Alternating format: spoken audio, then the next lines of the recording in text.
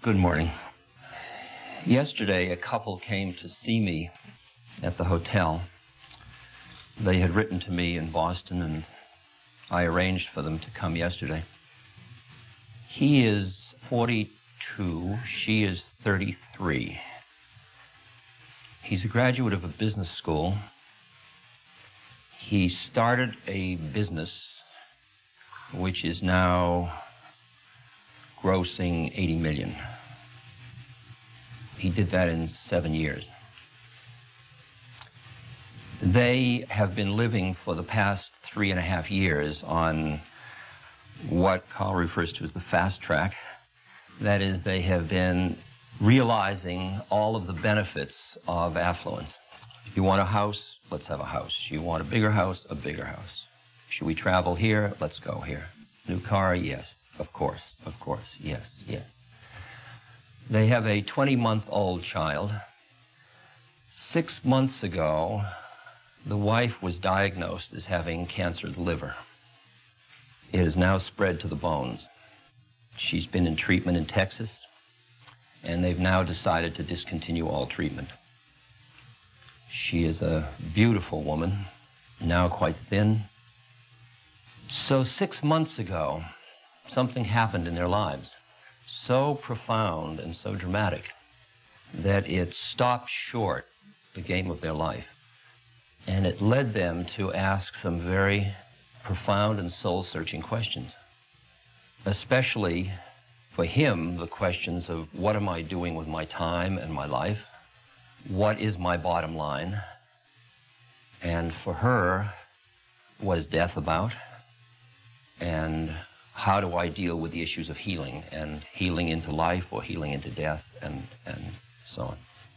Now, he said to me that the past 6 months have been months of the most profound growth in his life. They are collaboratively dealing with her illness. I mean, little things happen. For example, he had an aversion to hospitals. He would get nauseous and he wouldn't go to a hospital. He just refused to go. He didn't want to deal with sickness or death from all the time he was growing up. Now he found himself spending days in intensive care with his wife. And he began to work through that aversion and learn how he could be in that and be with people and grow through that. But he saw that along the way in business, a number of personality qualities had become dominant in his being that were slightly toxic to his relationship with his family and to his ability to be with his wife fully through this. And he had some pretty agonizing self-examination to go through at that point. And as I say, he feels that the past 6 months he's grown immensely. Now, in the business community, there is some process that goes on, which we're going to explore a little bit, that often it is only some traumatic event, such as illness, such as a child's breakdown or a child's acting out, such as the moments of retirement, such as bankruptcy, such as some intense crisis like that, that forces an awakening, that forces a person to confront how they lockstepped into a game. And the interesting question is, are there subtler motivators for that self-examination? We're talking about stages of the evolution of consciousness of individuals, and we're asking now whether built into the business process, the process of being entrepreneurial or being in management or being involved in the business mode, whether there are clues along the way that one tends to ignore because they are subtle and because one feels somehow that those clues are showing a weakness in yourself rather than clues that reflect something that if you listen to might be the cue for you to consider that there's another way of you looking at the meaning of your life and why you're doing what you're doing. I remember a stage in my father's life where my father, who had been, he had been a successful lawyer, he had helped start a university, Brandeis, he had been president of a railroad. He had, from the culture's point of view, been a success. But as he retired and turned to his hobbies, then there came a period where at night he would wake up remembering all his failures, remembering the investments he didn't make, remembering the bad investments he made, and the feelings of failure. And I thought, is that what the product of all of his efforts are? That's what he's left with, is this feeling of failure. He's gone beyond that now, and he's just in total peace now, but he's also very quiet.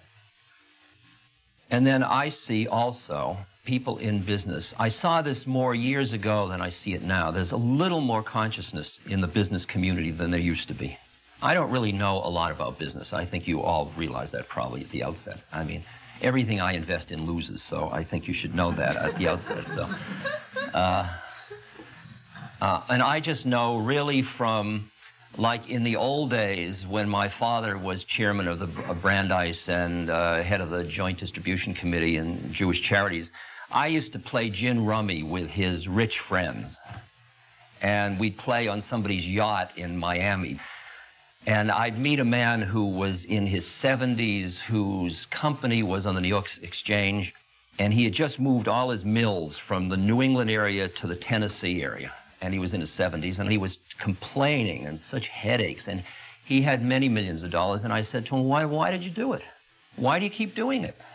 And he looked up at me with what looked, from my point of view, like almost a sadness, and he said, what else am I going to do?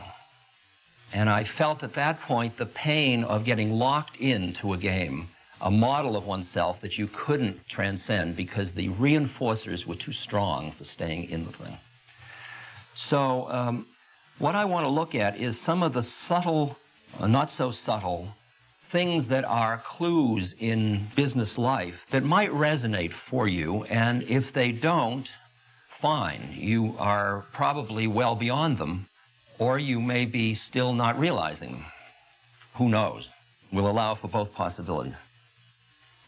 Ideally, and now I'm talking from really outside the business community, but ideally I see business as business people, as people who find viable means to realize visions. They see a possibility, and then they find a viable means to realize that possibility. And in the doing of that, if they do that well and effectively, profits follow. And in the process, they deepen and enrich the infrastructure of the society. Now, this is the idealistic statement of business. In other words, the thing that they contribute through their business just enriches the structure of the society and its stability and its growth and its caring and its compassion and its richness and its opportunity and so on. One of the interesting shifts in consciousness is that what was a serendipitous effect, or at least just a small component effect, which was profit, starts to loom as the dominant criterion. And people are working, instead of being part of finding a manifestation of a vision, they are working then to make a profit as their goal rather than as a side effect of their goal. And that becomes such a built-in cultural statement that people start to justify their actions in terms of profit, even though it is at the expense sometimes of the enrichment of the infrastructure of the society or the realization of the dream, of the vision. And then they have to build, an individual has to build an entire philosophical justification in their mind to be able to handle the fact that their goal has shifted from something which has a social significance to something that has just a personal significance. And they see that what they read in the textbook about idealism of business, and when they get out on the street, they find that the street values are very different, and in order to buy into those street values, they have to armor themselves in a certain way to do it. And it's that armoring which we're talking about a little bit today.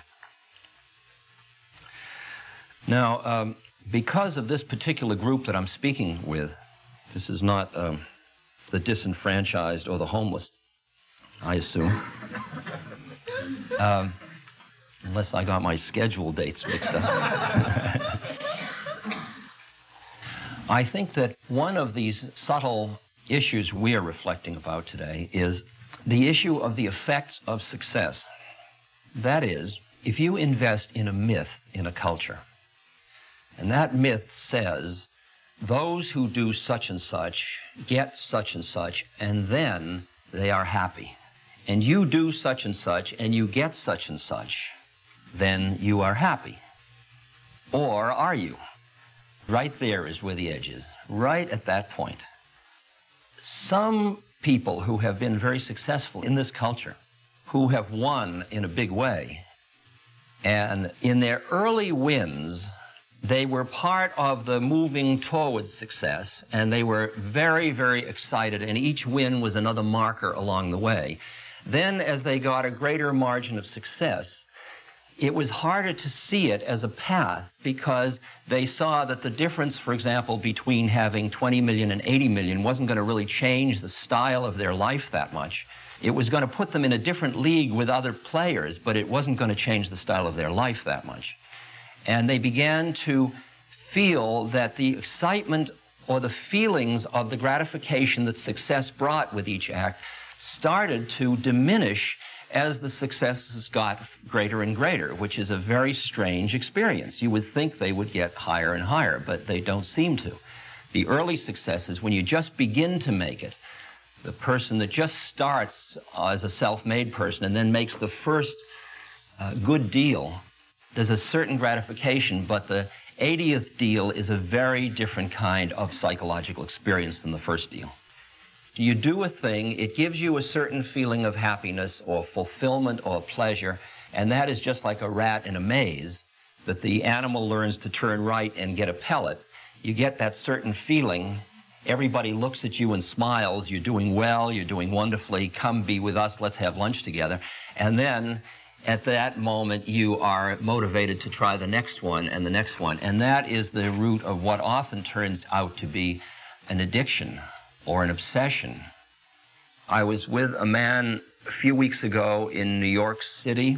He started working in Coney Island with one of the rides in Coney Island, selling the ride. He's in real estate in New York City and around the world. His net worth is, I don't know, probably 75 to 100 million. His children are all in therapy, very neurotic. His wife is heavy on Valium. He has a private yacht, airplane, many homes. He has an office in which he has 3 rooms so he can have 3 deals going at once. It's showbiz. He's just rushing from deal to deal. The more chaos, the more excitement, the more gratification. His family has gone, everything else in life has gone but the deal. And the bigger the risk for the deal, it's a paper game, as you all understand this better than I do. The bigger the risk for the deal, the more the adrenaline pumps, the more the sweat, the more the excitement, the more he can embroil everybody in the drama, the more rush he's getting. And he's got to keep doing it. He can't stop. He can't stop for an evening off. He can't stop for a vacation. They mean nothing to him. He's just got to keep going. That is as much an addiction as a heroin addiction. It's an addiction to that he only feels alive at the moment when he is playing with that edge of risk. It's like a gambler at Las Vegas. It's risk-taking behavior that is reinforcing him for playing at that leading edge. And it's very exciting and very heady stuff. And he can't stop, and he keeps parlaying it more and more and working on further margins. And at any moment, I've watched people like that do one wrong one, and then they go under. And loss is even part of the game as far as they're concerned, and they just start again. It's part of the excitement and the adrenaline hit. Now, that one is based on the model that more is better. And if this is good, more is better. This deal, more is better, more is better, and more is better. That's part of the myth, that more is always better. But I ask you, have you seen through that one already? That when is it enough? When is there a feeling of peace within more is better? Years ago, I was hanging out with a fellow named Billy Hitchcock. Now, this may be in that tape that I wrote once before. Billy is one of the Mellon family. Uncle Paul Mellon has 700 million, and his mother has 700 million, and so on. So Billy had maybe 20 million. And so Billy bought a little plane, a Piper Cherokee or something, and I was teaching him how to fly. And we were having a wonderful time, and we landed at LaGuardia Airport, and we pulled over to the private parking area. And we were very happy and really enjoying ourselves, and he had made a good landing, and all was well, nice, pretty day. And as we pulled in, we pulled by this big jet, private jet. Billy looked at it, and his face fell. And suddenly, he was deeply sad. And I said, Billy, what are you so sad about? He said, oh, that's Uncle Paul's plane. And, I mean, he couldn't have one. He couldn't have one. And I could feel that his life was related to Uncle Paul's money, not to his money. I mean, 20 million was nothing to him. He was living in a world of people with 700 million and making himself miserable as a result of it. So that one of more is better. I saw it as an extreme example at that moment because I had a Cessna 172. I would have loved to have his plane. See, it's all relative, you see. Now, I think another thing that you see about success is that it changes the nature of the risk you can take, because as your investment gets greater and as you have a beautiful physical plant and you have all of this, you have to shift ground. And a lot of people who have entrepreneurials, you all know that issue about why entrepreneurs don't make it as maintainers of big businesses, because they can't handle the changing risk structure that they have to do in order to preserve the structures that they have created. And they are willing to play on the edge, and they can't pull back enough to maintain existing institutions without changing their self-image. And most people can't do that, so entrepreneurs often leave a company after they start it, and management comes in, people who are comfortable with that kind of risk-taking level. But there is a feeling for people who start and build success of a narrowing field as they get more successful, because of the fact that they can take less risk and that they have more riding in the sense of more responsibility, more people involved, and they start to feel hemmed in, and they don't feel the kind of freedom and the space that they felt before. Another part of it is what's called role entrapment. That is a sense that the role you've gotten into of being a certain kind of a person starts to entrap you. My father told me a story some years ago about a tailor in a Middle Eastern European country. There was a Jewish man who wanted to show that he had done well, so he went to the best tailor in town, whose name was Zumbak. And he said, Zumbak, I want your best suit. So Zumbak made a suit, and the man came in to try on the suit, and he put it on, and it was beautiful material, no doubt about it. But when he put it on, this sleeve was about 2 inches longer than this sleeve. And he said, Zumbak, he said, I don't mean to complain, but he said, this sleeve is 2 inches longer than this sleeve. Zumbak took affront. Zumbak says, there's nothing wrong with a suit, it's the way you're standing. Stand like this. And he pushes his shoulder down, and the suit then fits perfectly, you see. And the man looks in the mirror, and he sees this big bunched up material back here, and he says, Zumbak, would you mind taking that material? My wife hates it when there's that extra bunch of material there. Zumbak says, there's nothing wrong with a suit, it's the way you're standing, and he pushes his head down like this. So finally, the suit is fitting perfectly. And the man leaves with his new suit on. He's afraid to breathe for fear it won't fit. And he's been completely cowed by Zumbak, and he gets on the bus. And he's standing on the bus, and somebody comes up and says, what a beautiful suit. I bet Zumbak the tailor made that suit. And the fellow said, how did you know? He said, because only somebody as skilled as Zumbak could fit somebody as crippled as you.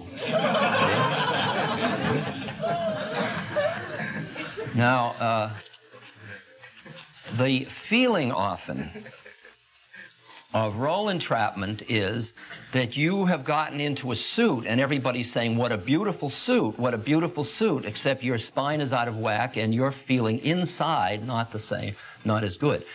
In my rather checkered career, which I guess some of you know, some of the checkeredness of it, there was a point, I remember, when I had become a professor at Harvard and I was a winner in the culture. I mean, I wasn't making any money, but I was a winner. My father, he said to me, he wanted me to be a doctor. And when I became a professor, he says, well, that's fine, but what are you going to do for a living?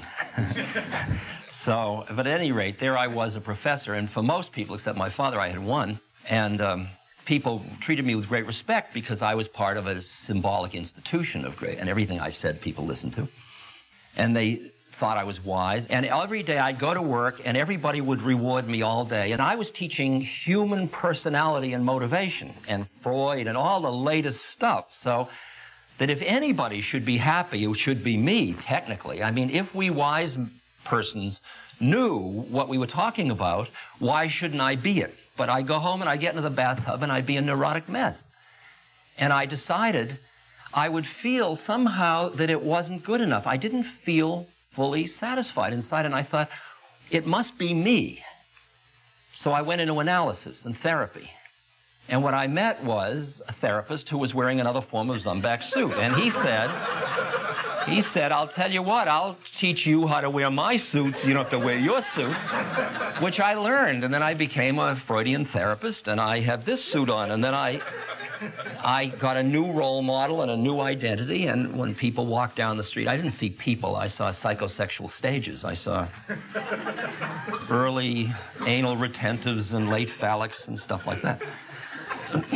And I got caught in a new set of roles. And it took me until a rather wild Irishman by the name of Tim Leary came along and introduced me to ways of changing my own consciousness, that I began to understand that the feeling of malaise that I was feeling in myself, which because everybody around me kept smiling and saying, you won, I assumed was my sickness, was maybe not my sickness, but was a cue to me, a clue to me, that there was another kind of growth lying in store for me.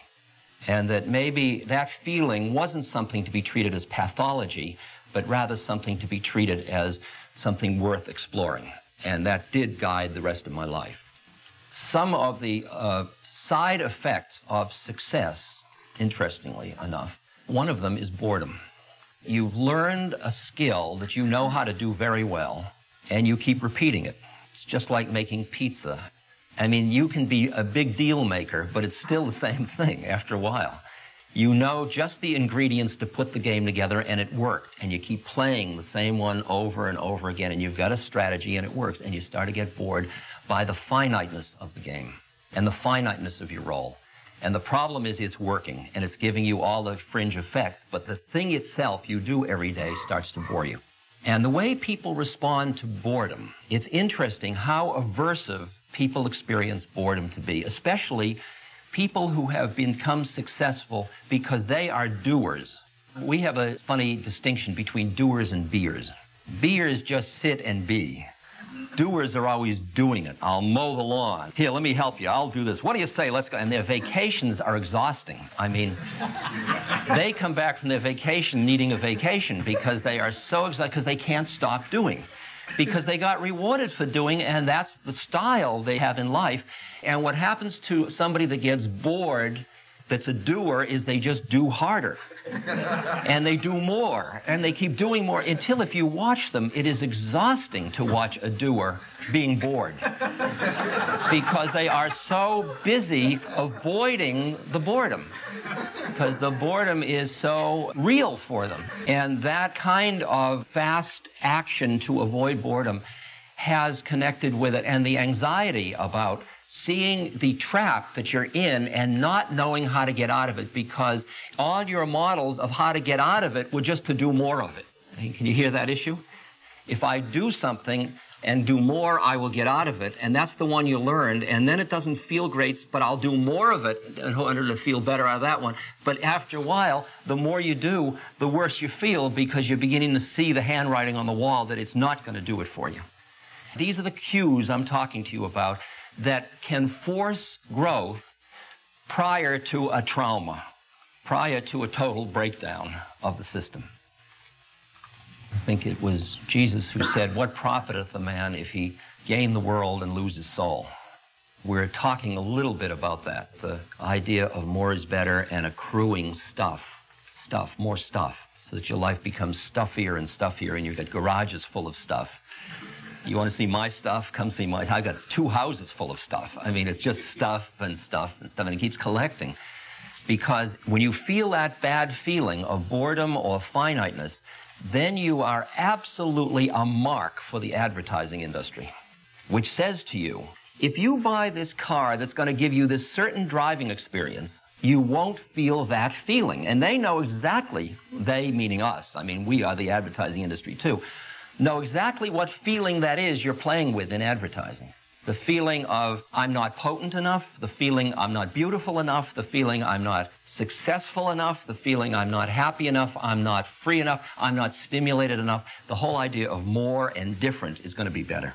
It's the idea that something external to yourself is finally going to give you what you want, and that is a basic fallacy. Now, there's just one more that I think that will be familiar to some of you, of these sort of little clues, and that is your relation to time. I think that a number of you, I suspect, see time as your enemy. You see yourself as caught in time, and there's never enough time. I'd love to do it, but I don't have time. Can't be with you for your birthday, I don't have time.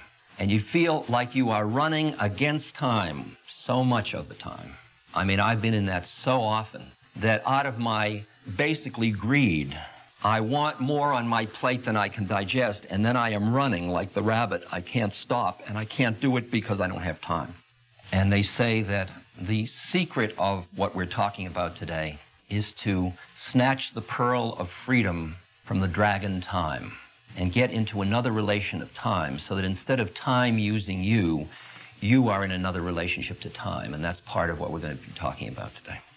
Now, finally, a lot of the things that force this lockstep and the trap of this single-minded model of success and the why you get caught in more is that there is a tremendous reinforcement in who you hang out with. I'm not talking you personally now, and I'm talking about collective, that quality of the business community tends to, unless it makes an intentional effort, hang out with people that share your values. So you hang out with people who are in the same kind of lockstep and reinforcing for each other that this is the way it's done. Like my friend in New York who has got 3 deals going at once, and his net worth is, say, 75 or 100 million, but his friend has a net worth of 1.2 billion, and he's living in relation to that guy. And that guy's saying, make bigger deals, work faster, work harder. You're already 61, you're losing it. That's his guru, that's his spiritual mentor, if you will. So that who you hang around with, who you're spending time with, are not usually people who are free of time, for example. So everybody says, I'd love to have lunch with you. And they all even talk fast, because you don't have time to talk slow, And the way you eat fast, because you've got to do it faster. And there's just that quality of collecting, and moving faster and faster in order to cram more into time. That's, again, more is better. Okay. In order to play your role often in business, it requires you to think about other people a certain way. Now, this is very subtle. The question is, who is us and who is them? When we started out as tribes, the tribe was us. And then you found out there was another tribe, and maybe you decided that because there was only one piece of buffalo, that the other tribe was them. And you had to protect the piece of buffalo, so it was us against them. And you shared the buffalo among us, and you competed with them. What happens when you get into a model of competition, when you're in the role of being a competitor, it often is that who you're competing against is them. And we, in our company, are us. That might be a next step. Then what happens in your own personal life is you are an administrator or an executive, and the people in your company you have to motivate to get a certain productivity out of. So you have to see them as them, to play with them, to get the best out of them. You say nice things about us, but you're still thinking them.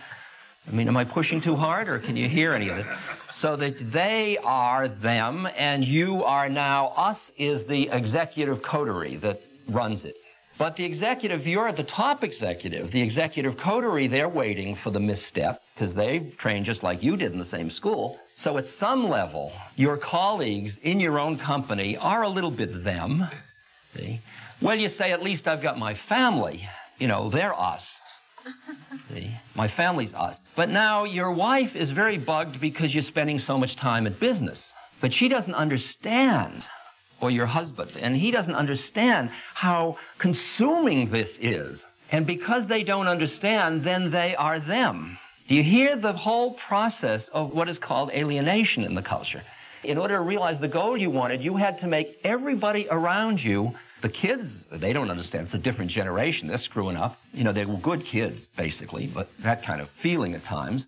But I can't run their life, and they don't really understand. So that it gets so, and my parents are a different generation, and they don't understand. You slowly get cut off from generations, from opposite sex at times, because after all, I'm a woman or I'm a man, and how can he or she understand? So very slowly you keep getting inside and inside. And as long as you are in your thinking mind, the quality of the thinking mind, you notice, is that it thinks about things. It always takes an object. So as long as you think about other people, you are making them into objects. Now, this is going to be an interesting one for us to explore in a minute. So this problem of depersonalizing, like I can show it to you. Some of you are familiar with, some of you are not, I'm sure, but some of you are familiar with what it feels like to have lust. And you can be looking at somebody who's us until that lust awakens. And then the whole consciousness shifts and the other person becomes them or her or him or somebody to be manipulated to bring about gratification. That's why the Bible says thou shalt not lust. In other words, thou shalt not push somebody far enough away to desire them as an object, because you lose the love, you lose the usness. The problem with getting into a world which your job forces you into of treating people as object is that it isolates you. And when you get isolated from a safe relationship with other human beings, you starve to death emotionally, and you don't get fed. You cut off your own lifeline. And that's because of the definition of bottom line being a little too narrow. If the bottom line is my net worth in terms of money, then you can justify all this stuff. If my bottom line is not only net worth, but friends and an intimate relation to the family, that's a whole different kind of bottom line. And it justifies different actions. And sometimes you can say, I could go into that deal, but it's going to cost me too much in terms of the rest of my bottom line. So what we're talking about now is considering what our bottom line is and how do we broaden that bottom line out. All of this that I have been talking about, which can be characterized in the most beautiful terms of I am an achiever, I'm a visionary, I'm working hard, I'm helping the society move ahead. You can justify everything.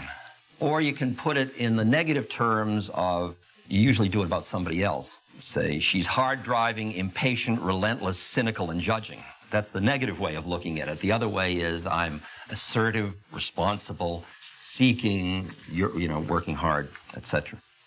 All of these cues that I'm talking about are the clues, that finiteness, that boredom, that realizing the limits of the game, that seeing that more isn't going to be better, that you want to not look at because you don't know what else to do. That is the clue that you are ripe for the next stage of the journey of life, and that there is another stage of the journey. In the spiritual work that I do, I teach that you've got to become somebody before you can become nobody. That is, you've got to develop your somebodyness first. You've got to develop your ego structure. You've got to develop your grounding, your control and mastery of the universe. The problem is that control and mastery of the universe is not freedom and it's not happiness. It's just control and mastery of the universe. And then you have to move beyond that.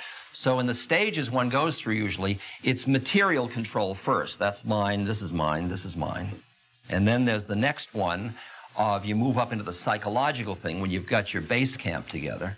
And then you say, I want my personal accomplishment, achievement. I want to psychologically feel good. That's another stage, and you've all passed through that one. Then the next stage is you see the finiteness of all that accomplishment all by yourself isn't happiness. You see the kind of ephemeral nature of this stuff. And then you start to shift your goal, and you start to go for some kind of deeper truth of your being and deeper meaning to your own life. And that's the next stage that flips around. And that's where we go from now. Carl Jung said the biggest problems in the world for us are not solved, they're just outgrown. And in order to outgrow them, it requires a new level of consciousness, and that's really what I'd like to talk about from here on. Now, I'm going to give you a very naive story, and I know you'll all say, well, it's easy for him to say, so I'll say it first.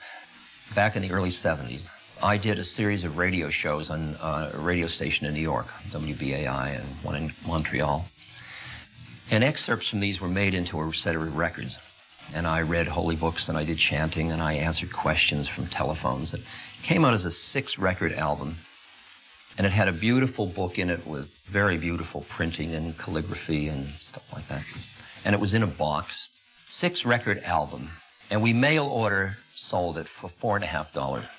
Now, it was a different economy in those days, but that was still pretty reasonable. My father, who was at the height of his worldly powers at that moment, looked at it. He didn't listen to it, but he looked at it. And can you imagine what I must have been to him? I'll just give you a vignette that I've described of my coming back from India in 1968. His son, who made it to be a Harvard professor, then got thrown out, then ends up in India, and he picks me up at the Logan airport in his Cadillac. I am standing there, barefoot, in a dress, Indian outfit, with beads, a long beard and long hair, and a big musical instrument. His comment to me was, get in fast before anybody sees you. And he used to call me Rum-Dum.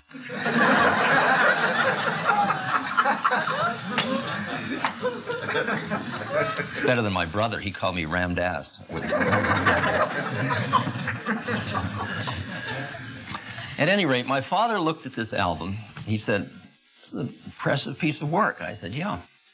He said, only $4.50? I said, yeah. Seems pretty cheap to me. I said, yeah. He said, it looks like you could get $10 for this. I said, yeah. He said, would fewer people buy it if you charged $10? I said, no. He said, you mean the same people would buy it for $10 as they're buying it for $4.50? I said, well, it cost us $4 to make and ship, and there's a 50-cent margin we can put towards reprinting or doing something with. He says, I don't understand you. He said, are you against capitalism? I said, no. I said, I'm standing on it. Why would I be against it? And I tried to figure out how to explain to him what my predicament was. He was a lawyer at one point. I said, a few years back, you remember you tried a case for Henry? He says, yeah. I said, was it a tough case? He says, I knew it was, actually. This is just a little routine. I said, damn right it was. I said, you work hard on the case? I spent a lot of time in the law library. That was a very tough case, and I brought it up to the Supreme Court in Massachusetts. I said, well, you've been known for a pretty good fee structure, and you did all that work for Uncle Henry. I bet you charged him a nominal egg. And he looked at me like I was out of my mind. He says, what, are you out of your mind? He says, that was Uncle Henry. Of course I didn't charge him a big fee. I said, you see my problem. I said, if you can find somebody that isn't Uncle Henry, I'll rip them off. My predicament is very simple. That as a result of what happened in my own consciousness, I extricated myself, meaning my awareness, from such an exclusive identity with my own separateness that I directly experienced that other people were us. In other words, I broke out of my own alienate state. And I experienced that when I looked around, I saw that people were my sisters and my brothers. And if you'll give me license to just play at the edge of mysticism, I actually experienced the feeling that there was really only one consciousness in all of it, which is something now that physicists understand finally, coming at it from another point of view. This was a direct experience.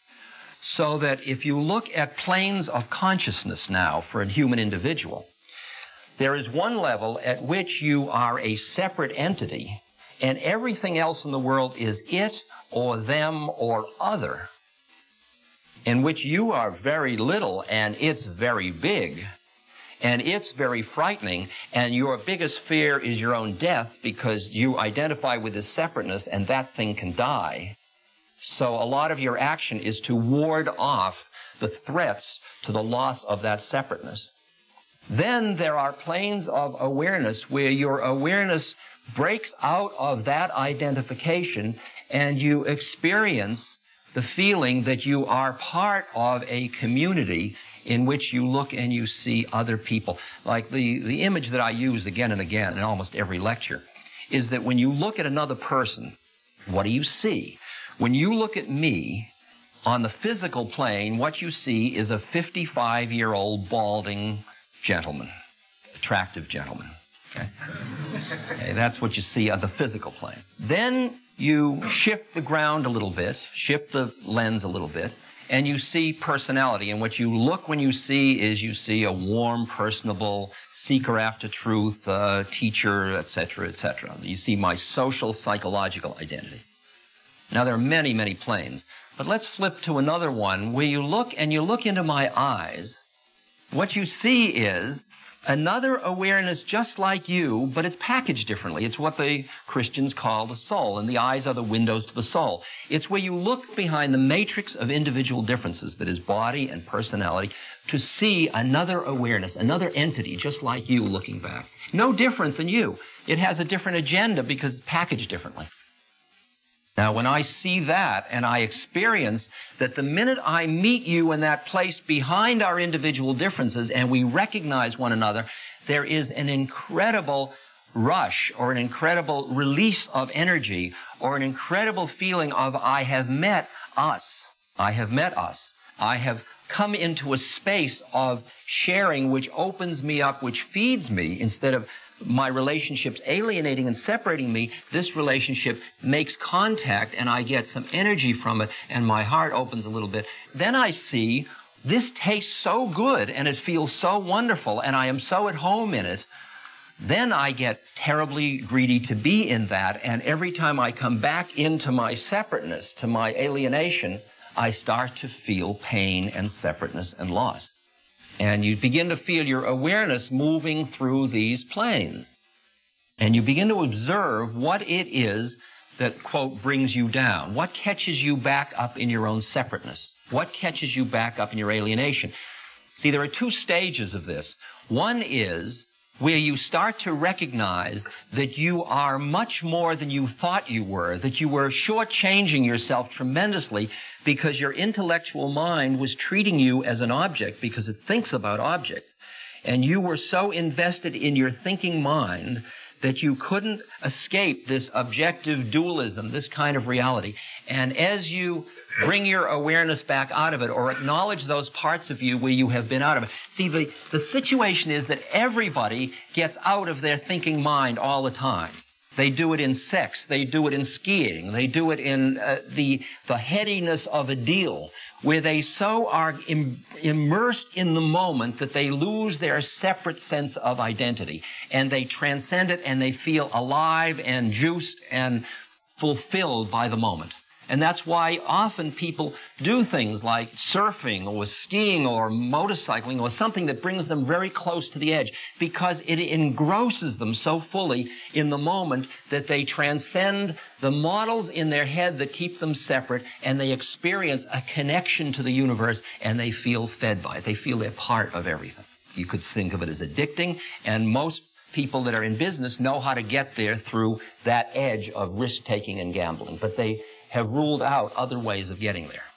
At first, your job is to get there, to experience that connection, and then you come back into your separateness, you feel cut off again, and then later, once you know that you can get there, but you're going to get cast out again, like the going to the wedding feast and not wearing the wedding garment in the Bible, then after a while, what you become interested in is what brings you down and how to not get caught, how to be, as Christ says, in the world but not of the world. How to play your game of life but not get lost in it. It's like two people walk on a tennis court or they have a golf match, and they are competing for who's going to buy on the 19th hole. And they are competing, and it's a fierce competition. And in that competition, the other person, you're trying to beat the other person, which could be part of the business community too. But you remember also that you both collaborated to walk on the golf course together. So that simultaneously, what's called good sportsmanship is that you are collaborating and competing simultaneously. In other words, you are playing at two levels with another human being, and you're not forgetting that, and that's what's called a good sport. A bad sport is somebody that forgets one of those levels. Because if you're just collaborating and not competing, you give the game away. And what kind of a game is that? And if you're just competing and not collaborating, you get vicious. And you're called a poor sport when you lose. And you sneer when you win. You're beginning to hear that the secret of the shift I'm talking about has to do with the nature of who you think you are. And if you push that back one step, you're back to the nature of the way your mind works and the way you are identified with your mind, how you are in relation to your thinking mind. There's a story of a big samurai, a protector of the faith, who hires out. And he comes to a very diminutive little monk, and he says, "Monk, teach me about heaven and hell." Very arrogant. And the monk looks up at him and says, "Teach you about heaven and hell? I couldn't teach you anything. You're so stupid. You're dirty. You smell. Your blade looks rusty. Who'd hire you as a samurai? You're probably a second-rate samurai. I wouldn't teach you anything. I don't think you're worth anything." The samurai got so furious that the veins were sticking out on his neck. I mean, nobody talks to a samurai that way. And this little monk, and the samurai pulls out his sword to cut off the head of the monk, and just as he's about to do it, the monk looks up at the samurai and says, "That's hell." And the samurai realizes that the monk has just practically given his life to give this teaching. And he is so humbled by the courage of the monk and by the caring of the monk that got him into that experiential learning moment that he sheathes his sword and he bows. And the monk says, "And that's heaven." Now you see what the monk did. He just played with the mind of the samurai. And he made the samurai's life into a hell or a heaven with just a flick of the mind. Same situation, same monk, same samurai. Now I want to read you a story from a very good book that just came out called How Can I Help by me. And a fellow named Paul Gorman. And this is a story told to me by a friend of mine who's an Aikido master. The train clanked and rattled through the suburbs of Tokyo on a drowsy spring afternoon. Our car was comparatively empty. A few housewives with their kids in tow, some old folks going shopping. I gazed absently at the drab houses and dusty hedgerows. At one station, the doors opened, and suddenly the afternoon quiet was shattered by a man bellowing violent, incomprehensible curses. The man staggered into our car. He wore laborer's clothing, and he was big, drunk, and dirty. Screaming, he swung at a woman holding a baby. The blow sent her spinning into the laps of an elderly couple. It was a miracle that the baby was unharmed.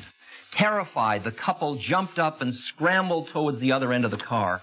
The laborer aimed a kick at the retreating back of the old woman, but missed as she scuttled to safety. This so enraged the drunk that he grabbed the metal pole in the center of the car and tried to wrench it out of its stanchion. I could see that one of his hands was cut and bleeding. The train lurched ahead, the passengers frozen with fear. I stood up.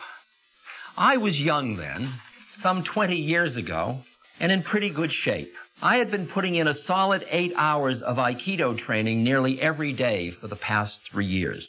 I liked to throw and grapple. I thought I was tough. The trouble was my martial skill was untested in actual combat. As students of Aikido, we were not allowed to fight. Aikido, my teacher had said again and again, is the art of reconciliation. Whoever has the mind to fight has broken his connection with the universe. If you try to dominate people, you're already defeated. We study how to resolve conflict, not how to start it. I listened to his words. I tried hard. I even went so far as to cross the street to avoid the chimpira, the pinball punks who lounged around the train stations. My forbearance exalted me. I felt both tough and holy.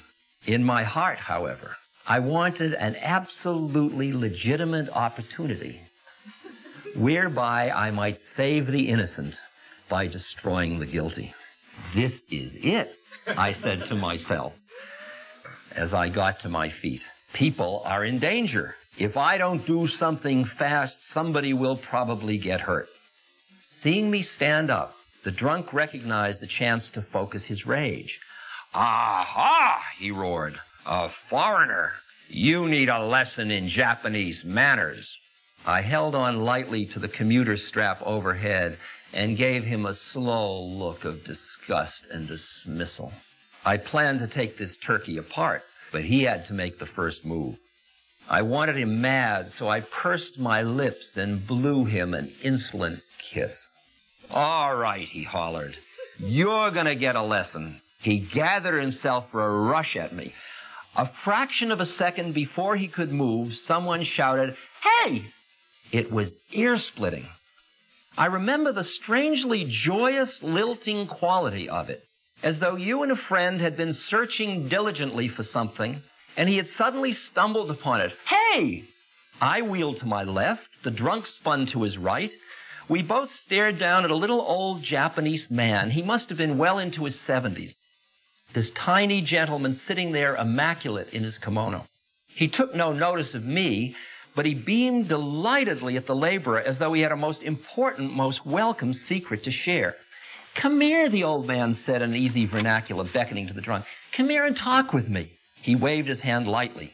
The big man followed, as if on a string. He planted his feet belligerently in front of the old gentleman and roared above the clacking wheels, "Why the hell should I talk to you?" The drunk now had his back to me. If his elbow moved so much as a millimeter, I'd drop him in his socks.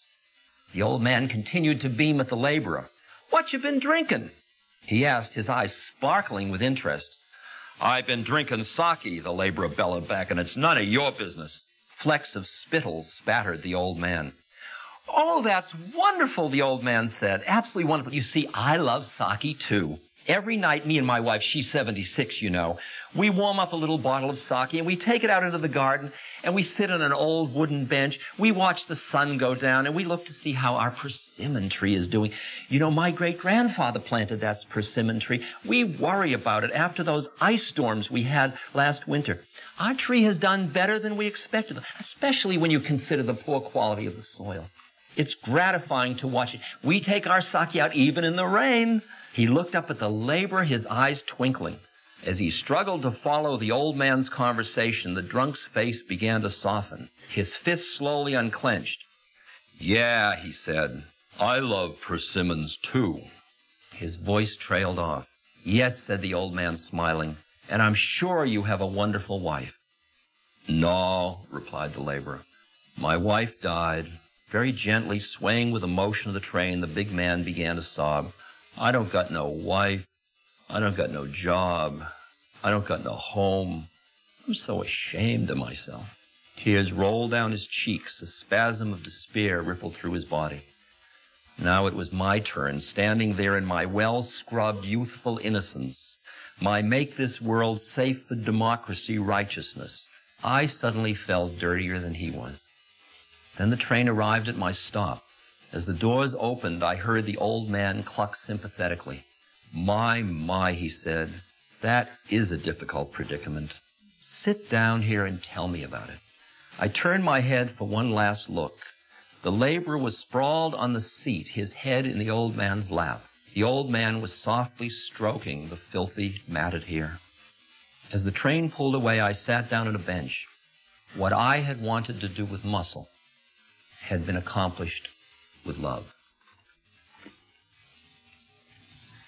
What we see in the old man is the quality of standing back in his awareness out of the game of life far enough so that instead of being reactive to the situation that he finds himself in a mechanical way, like the young Aikido fellow was, he could open himself to the totality of the situation in a quiet way, and out of that would come a response which would truly bring about reconciliation and harmony and bring things back in.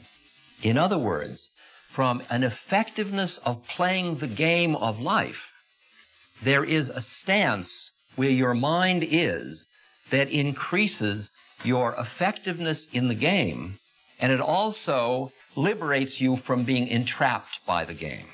Like, say you're playing Monopoly, and the Monopoly things on the Monopoly board, some of you may or may not know, are a top hat, an iron, a thimble, and you be the thimble and I'll be the top hat.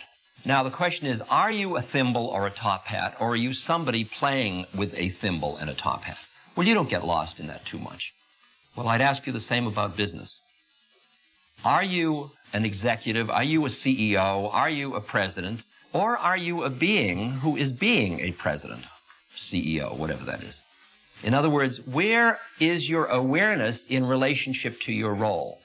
If you identify with your role exclusively, you are trapped, and you are experiencing some sense of finiteness, boredom, trapped, and all the rest of it. If you stand outside in your awareness, not pushing it away, you are what Christ says, being in the world but not of the world, and you learn how to fulfill the roles without getting trapped in them by working to extricate your consciousness away. Then what you become is a more effective game player because your risk isn't as great. So if you lose your job, so, instead of, oh my God, I lost my job, there's job and there's not job, and here I am. You're still here. In fact, you get to the point where you begin to see, when you are able to stand back, that even losses are vacuums into which growth can come. And that when you're winning, there is less opportunity for growth, actually, than when you start to lose or feel a finiteness or feel it fall apart a little bit. Yen Hui, a disciple of a famous Taoist sage by the name of Chuang Tzu. Yen Hui was also a prominent figure at the imperial court and was to become an advisor to the emperor. This emperor happened to have a great predilection for chopping off heads of his advisors if they made a mistake. Yen Hui was afraid of this job and came to his teacher for his advice.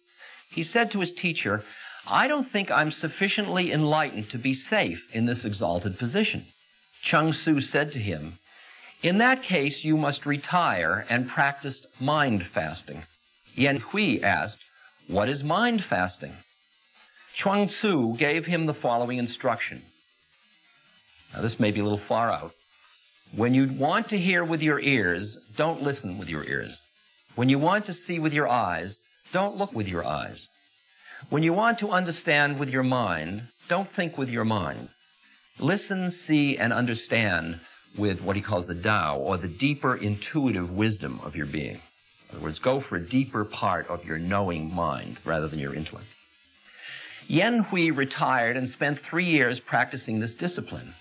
After 3 years, he returned to his teacher and said, Master, I think I am ready.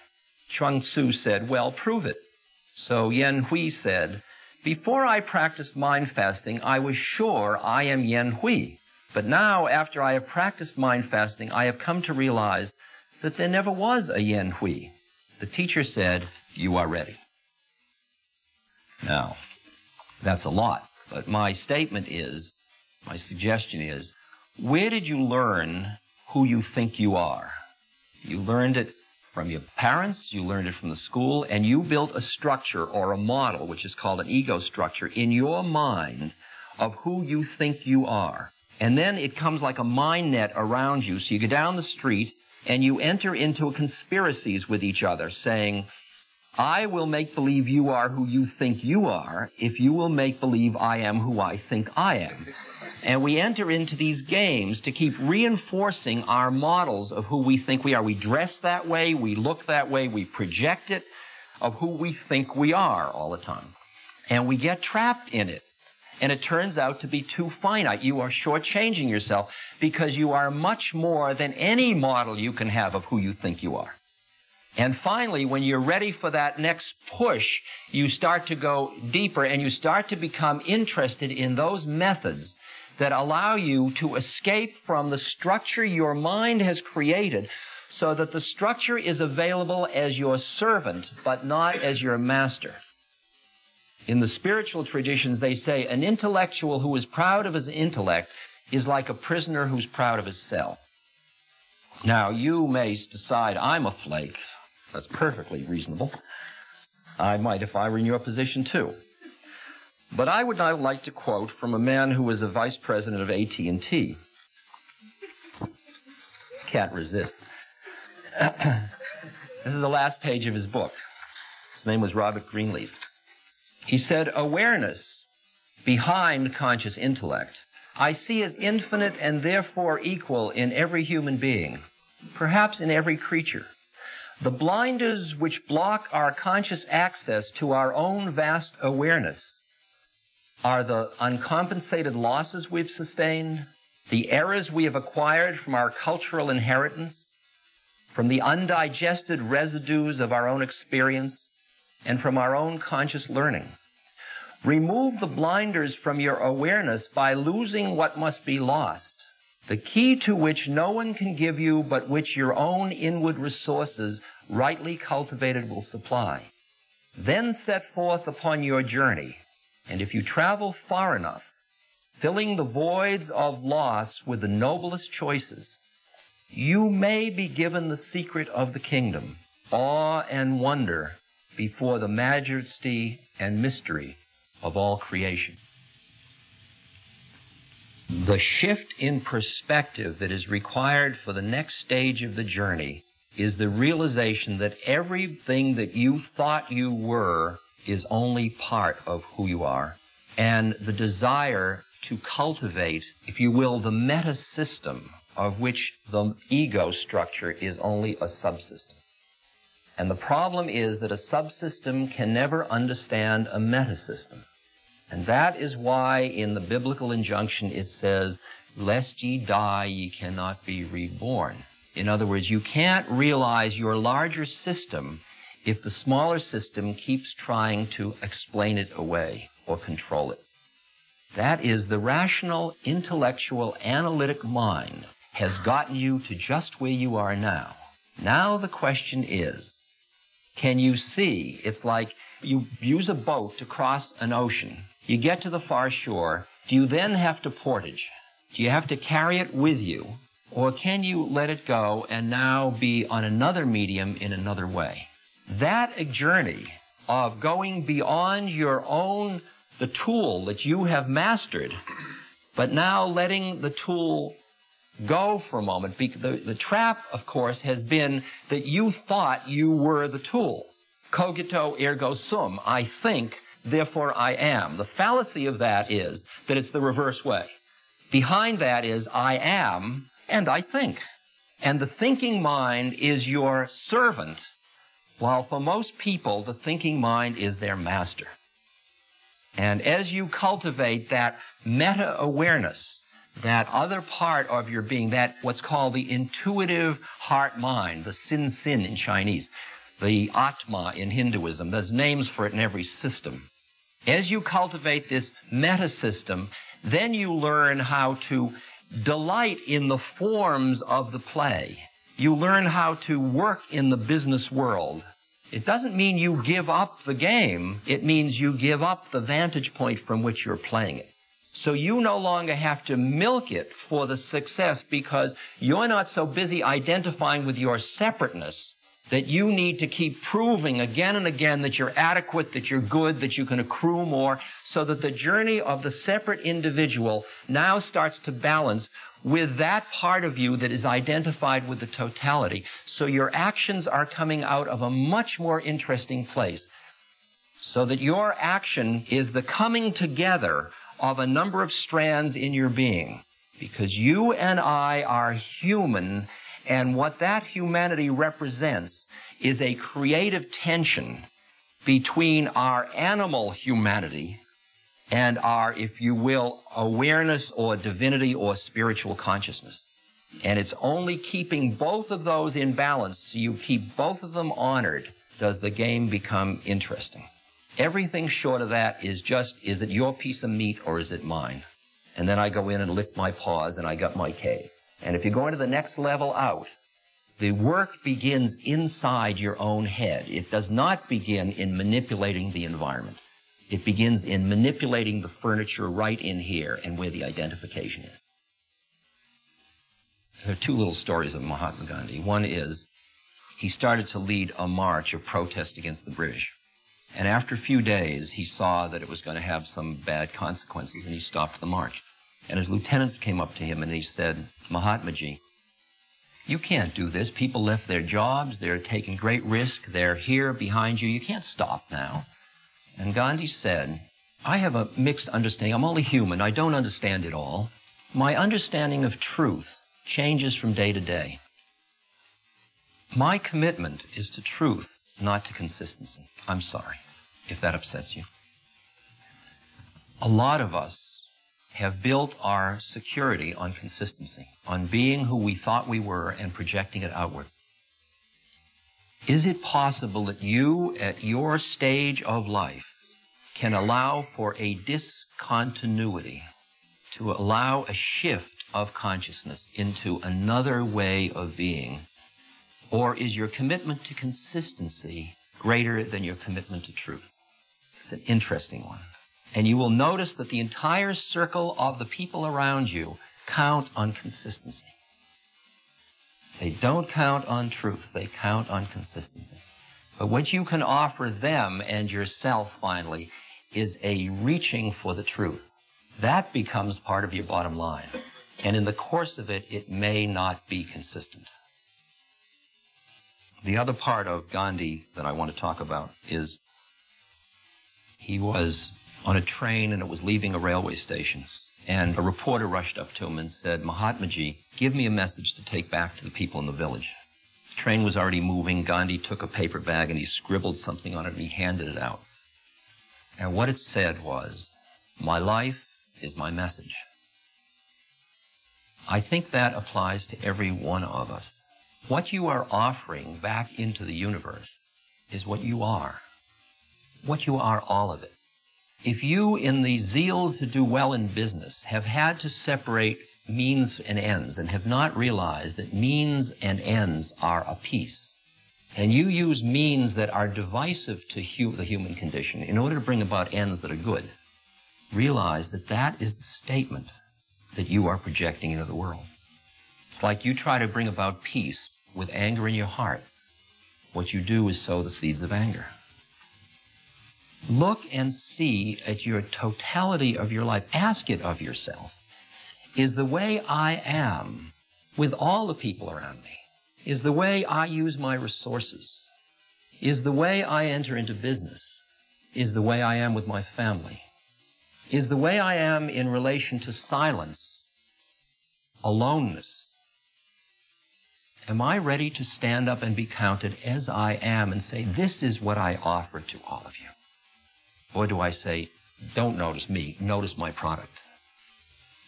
Finally, for each of us, our life is our message. In talking about methods of working on oneself or awakening, or shifting the perspective or shifting the context in which you understand what you're doing and what your life is about, the various strategies, some of them involve the withdrawal into another context in order to change and then coming back. Like when you go on a vacation, you leave one context in order to reintroduce yourself to parts of your being that got lost in the sort of subtle toxicities of daily life. You pull back, you get another perspective, then you come back with that enriched. So, for example, what we do when we go on vacation is usually get very busy in doing, which doesn't really deal with the quality of our mind at all, and then we bring the mind back still very agitated and quite speedy. In other cultures, for example, in Burma, where I have studied, the heads of government and business, their vacations, they go into a monastery in order to meditate for 2 weeks or 10 days or a month, in order to quiet their minds, in order to get this shift in perspective so that they can come back and be a more effective game player, if you will, and understand the gestalt in which they're functioning more effectively. In that strategy of a cyclic form of life, think about how you use the time that is available to you to, if you will, get beyond time, to find that part of you that is beyond time. That can be done spirally in that way of going out into the world and coming back. And those going out and come back, the pulling back can be, it could be in terms of a sabbatical, a year. It could be in terms of a month. It could be in terms of a week. It could be in terms of a weekend. It could be in terms of an hour every morning or an hour every night. Because most doers, if you will notice, they are so addicted to stimulation that they go from going to work and then there's stuff to read on their desks, and then there are people to see, and there are things to think about, and spreadsheets to study, and problems to deal with. And then they come home, and in the car back, they're listening to the radio. And then they get home and they turn on the television to to see the news. And then they are dealing with the family and what's come up in everybody in the family in the day. And then in the evening, there's more stimulation. And the minute it slows down for a second, let's go out, let's see more people, let's do more. And it's constantly feeding that need for stimulation. And there is just an interesting experience of just sitting down. I mean, if there's a stage where you get in your life, whether you even want to believe that it's possible, where you move towards what's called voluntary simplicity. And it gets to the point where you are realizing how cluttered your mind is, and you would like to get free of the identification with your thoughts so much that the external environment, you start to want it to be simpler and simpler. It's interesting the first time you sit in a totally white room in a simple way and feel fulfilled and don't feel with no books to grab and nothing and feel at peace with yourself. That is a different, once you have tasted that quality of peace, that you can allow yourself to just be and it's enough, then you can work with the sensations and the people and the books without that slight anxiety about not having them, which keeps coloring it just a little bit. The coloring, if you watch, even as you're eating, you're planning what you do in the evening. Even as you're there at the movie, you're planning what you'll do after the movie. Even as you're doing after the movie, you're planning what you'll do in bed. And so it goes, and it just keeps going and going, and your mind is always planning the next thing out of anxiety that you're going to get caught without something, in the sense of not having anything and having to deal with the emptiness. And then you say, well, at least I'll think. And to come behind it is extremely interesting. Now, so that could be as much as as little as 20 minutes in the morning and 20 minutes in the evening or something like that, in which you just start to use some technique to quiet yourself down, to examine the way in which you are so trapped in your own thoughts, to develop this other quality of awareness, and then you go back into your life, and then the next time you come back to it, and then you go out. The other strategy is to take the stuff of daily life and use it in a double way. You use it, one, at the level it exists, like decision-making, business processes, and the other, you're using it as a vehicle to awaken yourself. And you're using it simultaneously on both levels at once. Let's see if I can give you an example. Presently, this gathering, all of the funds that came in for this gathering are going to the Seva Foundation. And the Seva Foundation is a nonprofit that does work in developing countries and with the American Indians and so on. It's a very interesting and unusual organization, which maybe we can go into later. But at any rate, we have a rotating chairmanship in our organization, and for these past couple of years, I've been chairman. Now, being chairman of a foundation is, it's a role. And, but when I go to Nepal, which is one of the countries where we do work and where we have a presence, we are an NGO, a non-governmental organization that has been legitimized by the King and the Queen, and so we're real over there. And just like the Red Cross or any of the other organizations. So when I go to Nepal, I put on my blue blazer and my tie, and I am now chairman of a board. And in the course of my last term, the time I was there last time, I had an agenda in which I wanted the government to do certain things for us, and we in turn are doing certain things for the government. Now, I had an opportunity to meet the Minister of Health. Now, the Minister of Health, he has an agenda also. Right? He's, after all, a representative of the King, and he sees me, as you can imagine, what somebody sees the chairman of a board of a funding agency from the West when you're a poor country, what I look like to him. And we come together. Now, he is the person that can say yes or no to certain things we need to help us with the opportunity to serve, really. And so we come into the room, each with a certain entourage we've got, and we sit down at a temple. It's just like, it's like real people, you know. And I don't tell them there are no adults present. I mean, I'm not going to scare them. And we sit down and we meet and face one another, and we do all the bowing and the hellos, and he's the Minister of Health and I'm the chairman of the board. We have our roles, and we each have our agendas. Now, at that point, and I am saying I've been working on my consciousness now for 25 years, but this job, I think I'm not going to get through. This is going to be a hard one, and I'm probably going to burn out on it very quickly, I think. But I'll see if I can work with it. So I am sitting opposite him, and I've got my little reminder things. These are like worry beads. They're just beads that I use to remind myself so I don't get too lost in the drama. And I'm just sitting there looking at him, and suddenly our eyes meet. And I find another being just like me, except he's busy being the Minister of Health, and I'm busy being the chairman of the board.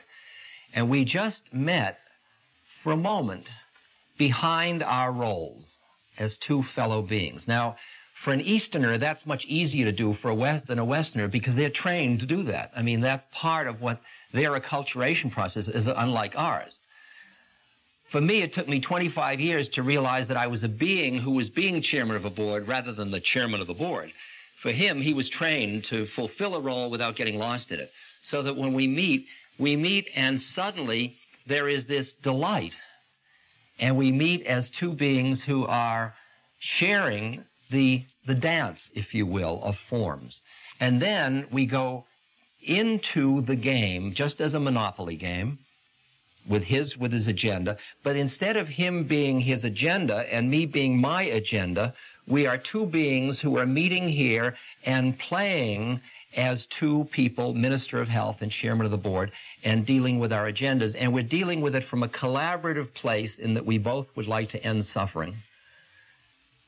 And the result is that our dialogue together brings us closer together, rather than ending up being divisive, where, well, if you won't do this, then I won't do this, instead of separating us.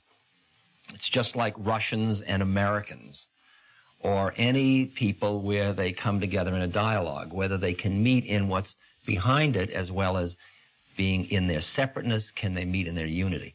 And what I experienced was that my journey to Nepal this time, I came out of it of continuous meetings, meeting with the ophthalmic associations and all this stuff, continuous meetings. I came out of it with more energy than I went in. I came out of it lighter than I went in. I came out of it with my heart more open than I went in. I came out of it seeing that us included Nepalese and Westerners and people from the States, instead of the people from the States were dealing with them in developing countries. Now, so what I'm learning, and every time as I was approaching the Minister of Health, I thought, oh my God, you know, it's fine to play this game when you're playing low key, but here I am now, I'm the chairman playing with the Minister of Health. This is big business.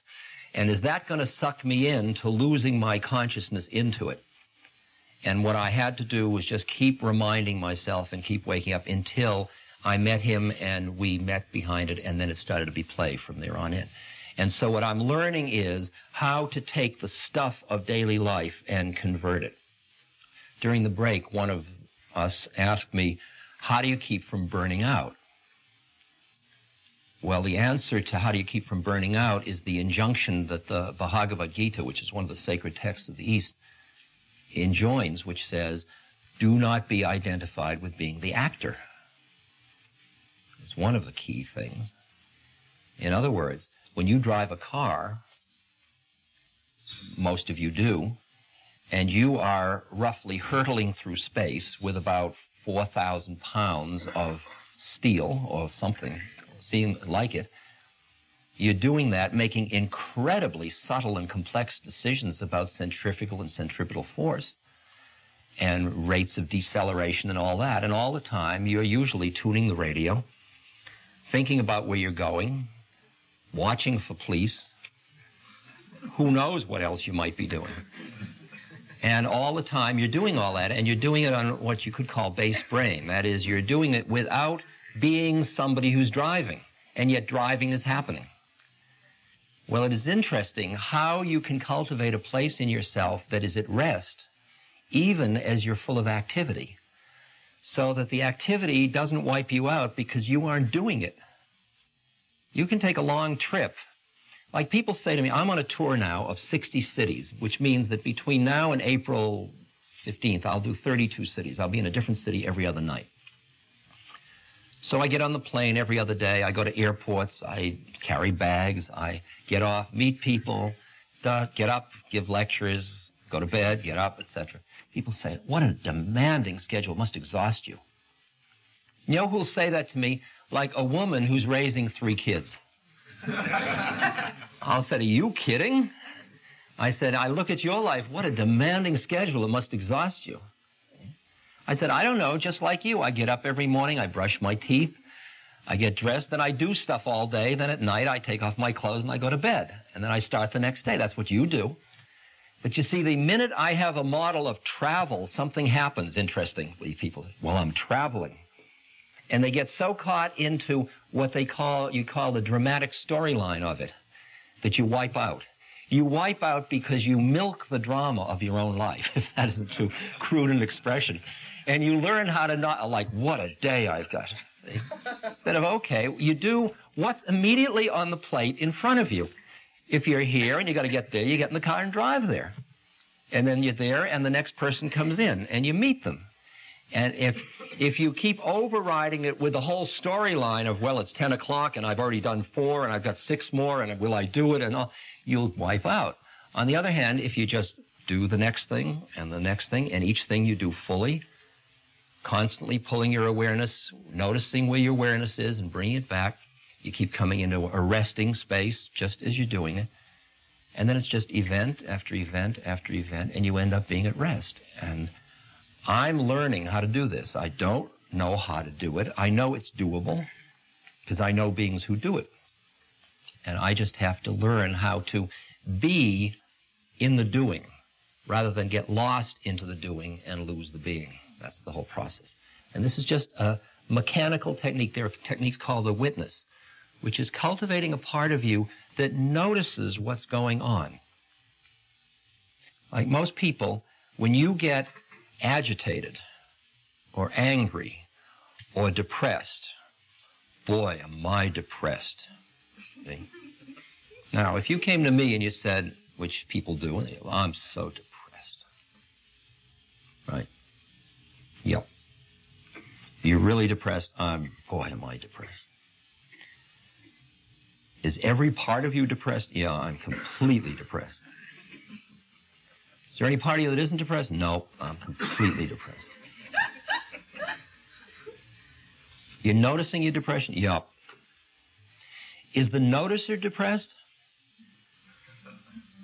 Well, the notice is just noticing. Aha. There's your entry right there. That's that little place. And it starts out with such a subtle little tiny bit of your mind.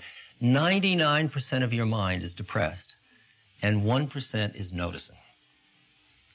It's like clouds in the sky. If you take a frame and frame a cloud a certain way, it looks like you just get a frame of gray. But if you put a little bigger frame on, you see there's a little blue around it, and you suddenly say, oh, that's a cloud.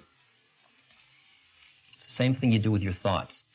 See, the thoughts grab you. Like I go into meditation, and the meditative technique I use, which is so Mickey Mouse, it's absurd, is I follow the breath.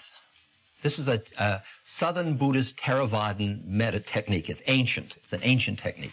I follow the breath, rising and falling in my abdomen. There's a little muscle that goes up and down when you breathe. You can feel it. Now, I start in, and my instruction from my teacher is follow the breath Follow the rising and the falling. And when it rises, notice it rising. And when it follows, notice it falling. So I start. Rising, falling. Rising, falling. Rising, falling. And the first thing that my mind says is, this is never going to work. See? Now, what happened was, you see, my mind came up with a thought and it said, think of me. Psst, psst, this is never going to work. And if you buy into that thought, you say, you're right, this is going to work. Well, thank you very much for the teaching, and you're off, see? If, however, you just agreed that for 20 minutes you'd follow the instruction of the teacher, and he says, every time a thought arises, notice that it has arisen, allow it, and then very gently return your awareness back to the rising and falling. So you say, okay, thought, see you later, and you go back to rising, falling, falling. And then a thought comes in. For this, I got a PhD. You know, like, here I went and got all this training and all this, and I'm this intelligent person, and I'm following the breath of whom I better not tell anybody. I mean, it's an embarrassing thing.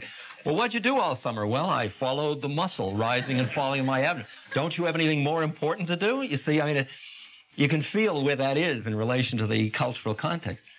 So I notice that as another thought, and then I go back, and then rising, falling, falling. Wonder if the 20 minutes is up yet. Notice it, rising, falling. Then I'm hungry, right? My knee hurts. See? Each one just comes up and it grabs you and says, I'm real, think me. Psst, I'm real, think me. And each time you notice the thought, allow it, and you go back. The one that really sucks you in is rising, falling, rising. My God, I think it's happening. See? That one really gets you. That takes you every time, you know, and oh yeah, it's happening, you know. I remember going to one of my teachers and I said, oh, I've just experienced such peace. I am feeling the peace I've always yearned for all my life. Oh, thank you so much. Oh, this is just so wonderful. He listened, he said, that's fine. Now go back and watch your breath. And that's called spiritual materialism, when you get caught in the experiences that happen along the way. Now, what a simple exercise like that does, which has no religious overlay of any stuff, it's just a mechanical method, is it's allowing you to see the way in which your thoughts keep capturing you into being identified with them by giving you a focal point around which you can see your thoughts grabbing you and pulling you. And just doing that simple little exercise allows you to see your thoughts grabbing and taking you, until pretty soon you begin to see that the thoughts are an ocean of continuous thinking. It's like sitting on the edge of a stream and watching the water go by, and leaves come and little fish go by and all kinds of things go, and twigs, and every now and then something catches your consciousness and your head turns to follow it. And when you're meditating, you just keep it right there, and the stuff comes in, exists, and goes by. And what happens just from that little mechanical method is you start to develop a connection to the awareness. It's like the sky that's behind the clouds. Instead of just transferring your identity from being one cloud to the next cloud to the next cloud, which what happens is, I'm hungry, and then you're focused on the refrigerator. And then as you're eating, you think, I'm missing the game, and then you're focused on the television set. And then you're in the middle of the game, and I got to go to the bathroom, and you're focused on it, and your mind is just constantly. You watch from the minute you wake up, like the alarm goes off, or somebody nudges you, or you wake up and you say, I could sleep 10 more minutes. What was I dreaming last night? I've got to go to the bathroom. That's what I need to do. Oh, it's so warm in bed. Gee, I can smell coffee. What was I dreaming? What was I dreaming now? Boy, do I need to go to the bathroom. Oh, I got to do the laundry later. Oh, I forgot that appointment. Oh, God. I got 3 more minutes. And your mind starts. See, and each one is grabbing you, and it goes all day long. It's just all day long. And each one grabs you, and you do this, and then this. And if you would watch it from any vantage point other than being in it, you'd be absolutely amazed at what's happening. That you're at the mercy of these thoughts that just grab you and invest you with reality. And only when you even have a context that it's possible to stand behind your own thoughts in just presence. All you are, to define who you are, is you just awareness. You just is.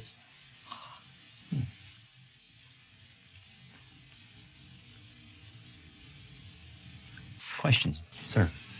We did a study, took a year of 100 people in the little plan of ours, and we implemented some of these thoughts and ideas and found that productivity increased quite a bit for a number of reasons, and maybe this is one. And it found that the Western mind, or our mind here, was pretty difficult to maintain that. It kind of leveled out at a good productive rate.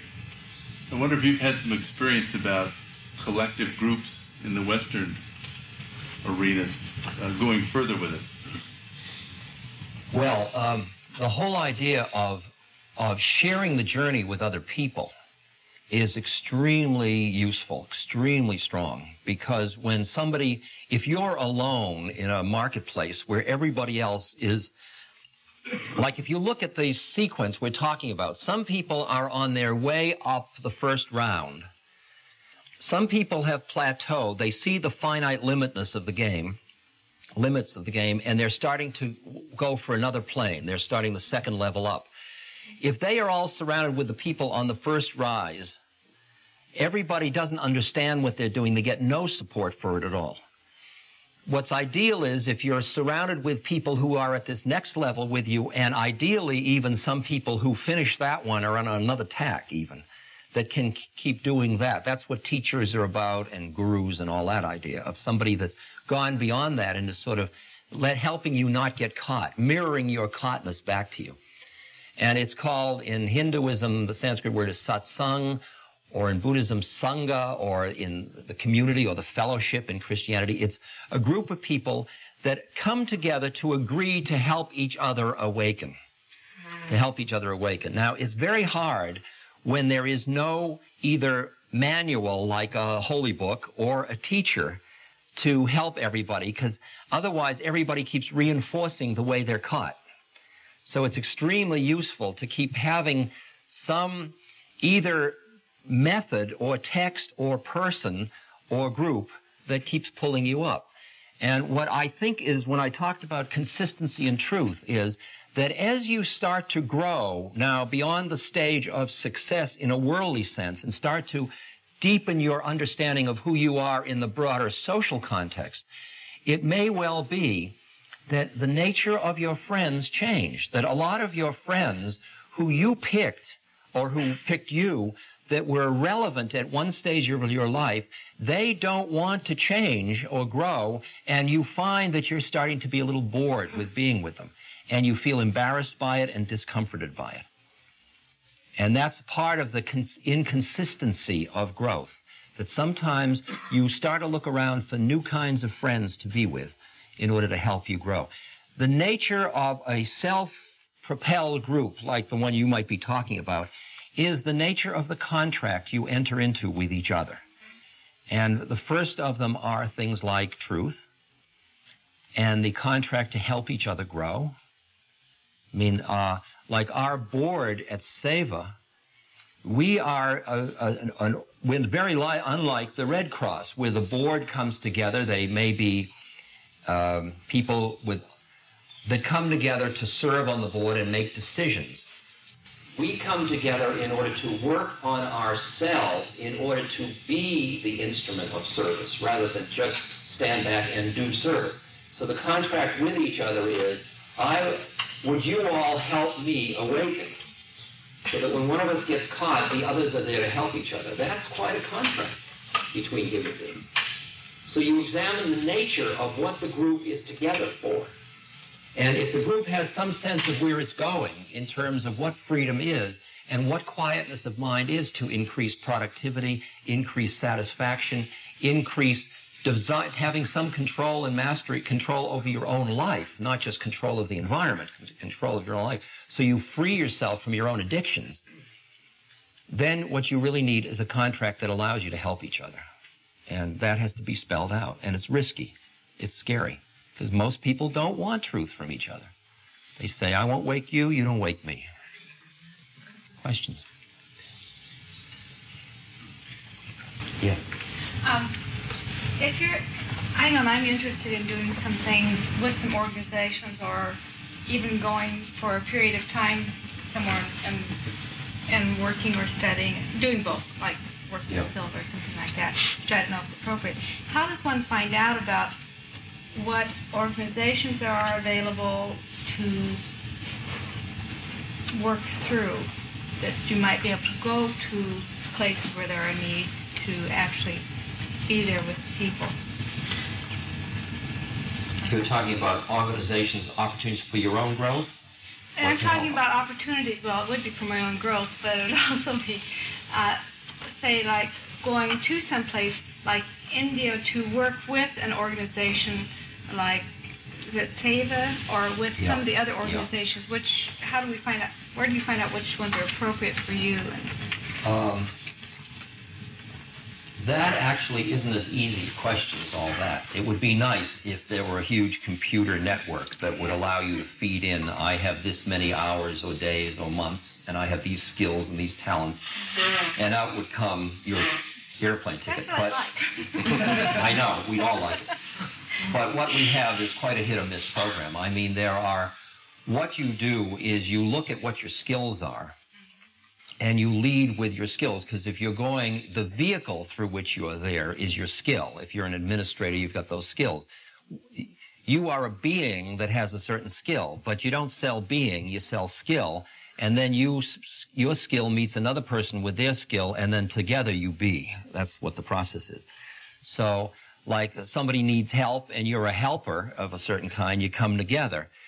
The vehicle is helping.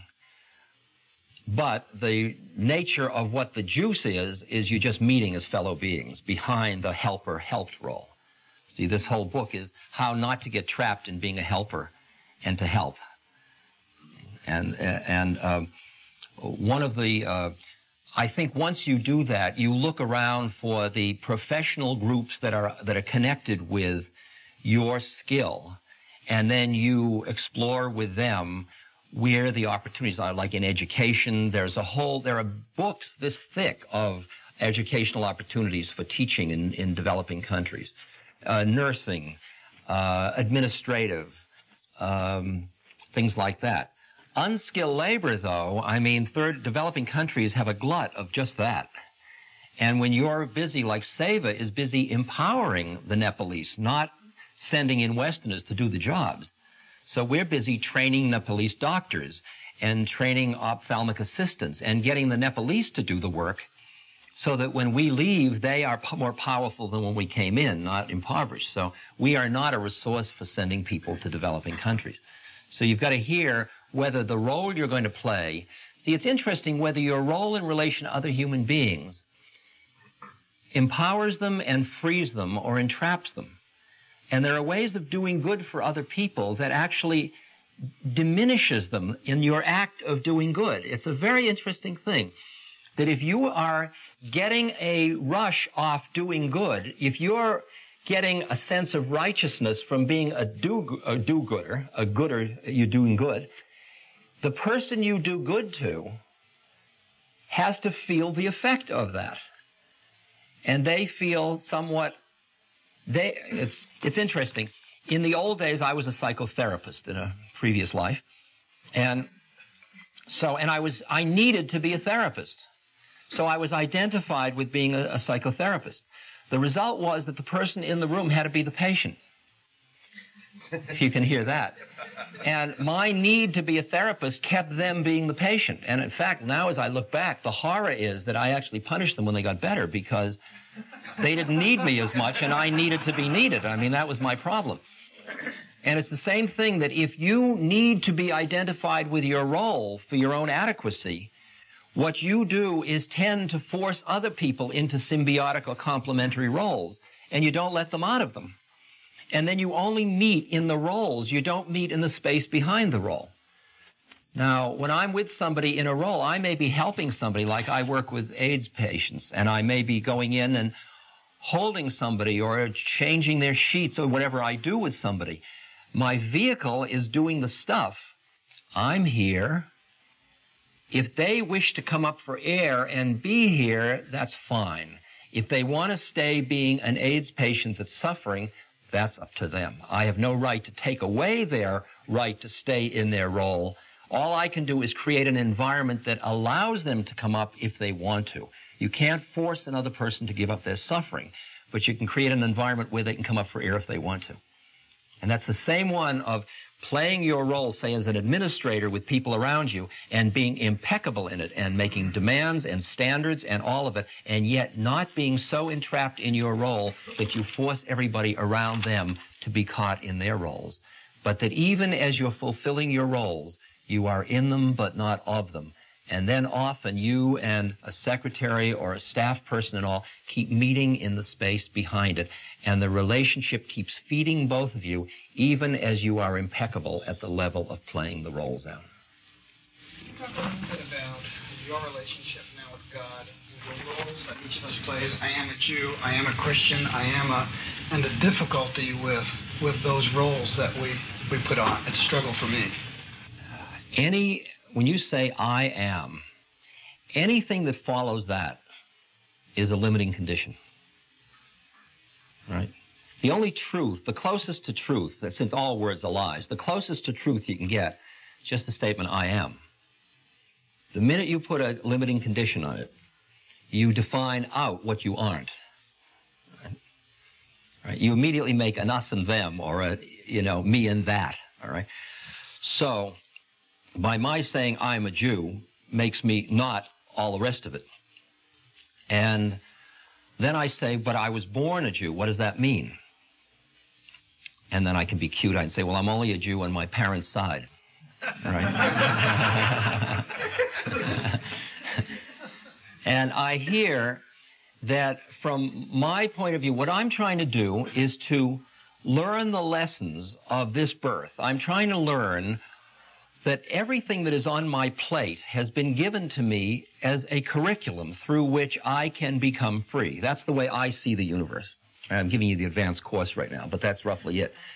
So that everything, including the fact that my father was this, my mother died this way, that I'm bald, that I this, that, all my neuroses, they are all part of this curriculum that is offered to me that I can use through which I can awaken. Now, sometimes role identities, if you push away a role identity prematurely, it still has you. For example, in the early days, I just wanted to get high all the time. I wanted to go and be in La La Land. I wanted to be in the one. The hell with all these individual differences. I didn't like who I was in individual difference land, so I wanted to be out there. I kept trying to get high all the time. Right? And then I saw that that was a trap. I was pushing away something, and as long as you try to push something away, it's got you. It's like your hand sticks to it. See, and the secret of all the transmissions are attachments or aversions. Both of them catch you. I mean, one of the highest teachings is the third Chinese patriarch of Zen that starts out with a line that you immediately, I only get to give you one line for you to say, oh, you're not ready for that yet. It says, the great way is not difficult, meaning the great way, the true understanding, the deepest freedom. The great way is not difficult for those who have no preferences. When you've got that one, let me know, and I'll give you the next line. It says, when love and hate are both absent, everything becomes clear and undisguised, but make the slightest distinction, and heaven and earth are set infinitely apart. And what you hear is that as long as you identify with anything, this versus that, as long as you push away your humanity to hold on to your divinity, as long as you grab your humanity and push away your divinity, it's got you. You don't see the truth of things. They say in the mystic literature, truth waits for eyes unclouded by longing. As long as you want anything, you only see the outward container. As long as you identify with any thing or group, you've got an agenda. You're trying to protect it. If you say, I am a Christian, you're busy trying to protect that definition. You say, I was raised a Christian, and Jesus has got one of the most brilliant teachings of just what we're talking about today. I mean, what a mind-blowing teaching. He comes and he says, look, I'm taking a human birth just like you, and I'm just going to show you the truth of the fact that you aren't who you think you are. Watch. I'll go and I'll just be like you, and then people will scorn me. Now, that would freak you because you'd say, loss, shame is terrible. They'll shame me and I'll still be here. You say, well, shame's one thing, but your body is your big deal. Go ahead, I'll be crucified, and I'll drop back in 3 days and show you that isn't it either. Can you imagine a statement? I'm offering my life to show you you aren't who you think you are, so you can be free if you believe that I just did what I did. What a statement. Now, you can appreciate that statement of the Christ consciousness coming down in a form and giving that teaching. But I can also appreciate Buddha, who started out as a rich boy and then saw through the fallacies of stuff, and he saw there was suffering and sickness and death, and that as long as he tried to hide from it or push it away, it had him, and he went out and he had commerce with it, and he kept working on himself, and he saw through the whole game and sat down and came back and taught these clear truths about how the nature of suffering in humanity, and I can love him. And I can look again and again to Moses and what happened up on the mountain, and in each tradition I see the truth. Because every religion was rooted in somebody that had a direct experience of who we are. And then different strokes for different folks. They came down and for a different time, they formulated it in a different way, and then people kill each other for my way is better than your way. And it's interesting to understand the universality of the deepest truth and yet honor your form. I mean, I think my guru, who was a Hindu guru, used to say to most Westerners, Christ is your guru. Christ is alive and well in your heart if you will allow him to be, and he'll guide you. And I think that's true. Now, and I listen in each religion to find that form that allows me to touch that deepest truth. It turns out that in Western religions, most of the exoteric component of the religion is not designed to awaken you. It's designed to keep you from causing too much trouble to yourself and to everybody else. And when you start to awaken, then you go into the esoteric components like Gnostic Christianity or the Kabbalah in Judaism or, the Vedic teachings in Hinduism and stuff like that. Questions? Last time I heard you, this time you talked about viewing yourself, and then the last time you mentioned that there was a second viewer of the viewer. The developing of the witness that notices your game movements, your life movements, it's one part of your mind noticing another part of your mind. That's only halfway home. If you're going to go the full journey, then ultimately, this is a very tricky discipline to do it. Your mind turns in and observes itself observing, because the observing self is just another part of the mind.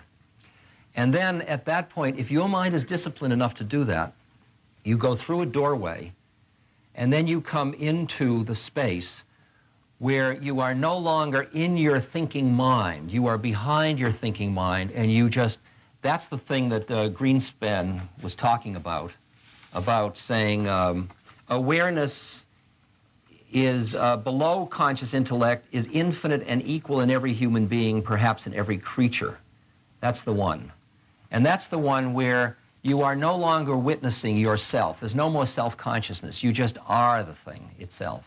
You just are the act. You are the washing the dish. You are the driving of the car. You're not thinking, I am driving the car. You just are it. And it gets very simple and very immediate. Then you're like a tree or the grass or the river. You're part of the universe of forms.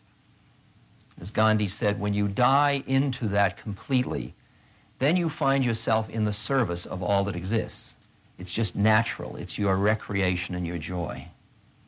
Rabindranath Tagore, the poet, said, I slept and dreamt that life was joy. I awoke and saw that life was service. I acted, and behold, service was joy. See, there are stages of this recognition until not that you're doing good anymore. The next level is you are good. Not that you are milking for your self-image how good you are. You're doing it because if your hand is sitting in the fire, your other hand will pull it out. And this hand doesn't say to this one doesn't say to this one, thank you, because they're both part of the same thing. I've been struggling with in my lectures, trying to deal with this issue of looking, the description I describe is that I was on a beach in Marin and I was playing Frisbee, which is a frivolous game, right? Frivolous Frisbee. Sunlight, it was a beautiful day, and I was playing Frisbee. And as I was about to throw the Frisbee, into my mind came the inscription that is over Gandhi's tomb. And it says, think of the poorest person you have ever seen and ask whether your next act will be of any use.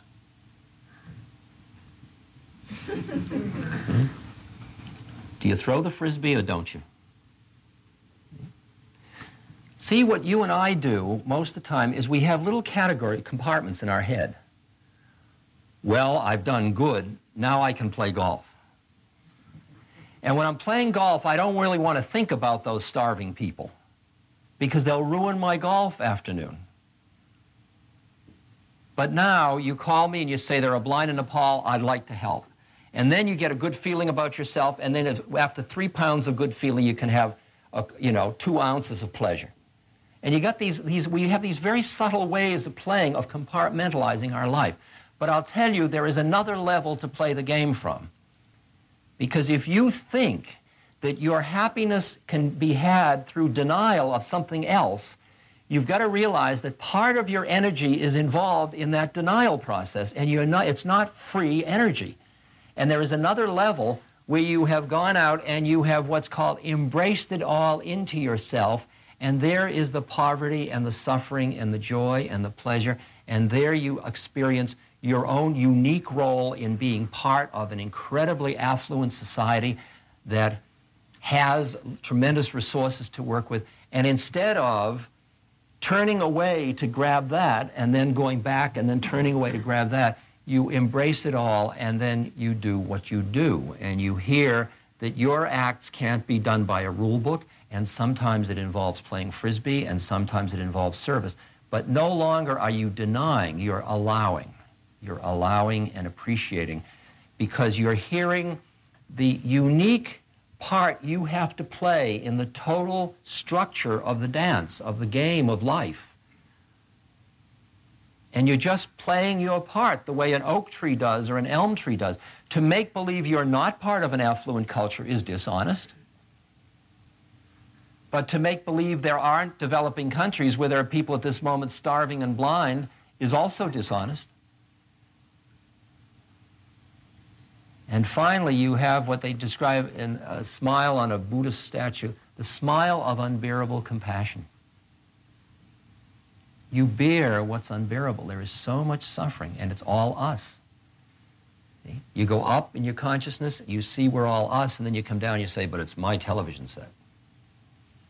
Or in Islam, they say, trust in Allah, but tie your camel. And you learn that you have to be impeccable on every plane. That you can't be clean out here with the one and sloppy down here.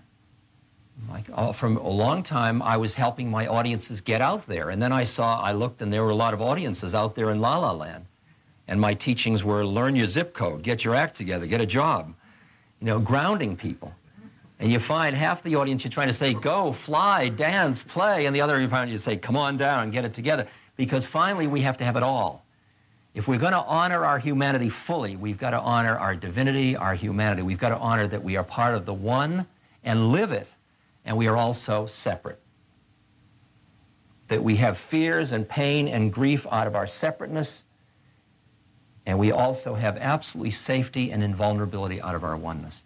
And you keep learning that and learning it. And you study books that help you understand that. You listen to tapes. You come to gatherings like this.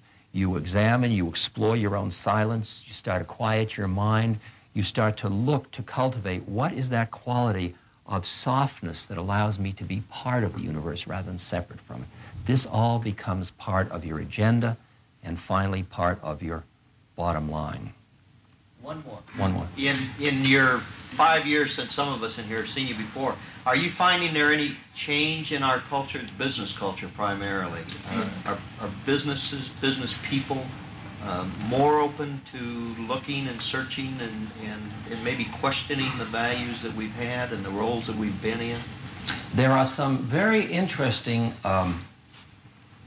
effects of the immediacy of information in the culture. The information facility that technology has given us has changed us in some ways. For example, the immediacy of appreciating the what's called the global village, or the fact of everybody's presence, and the immediacy of suffering.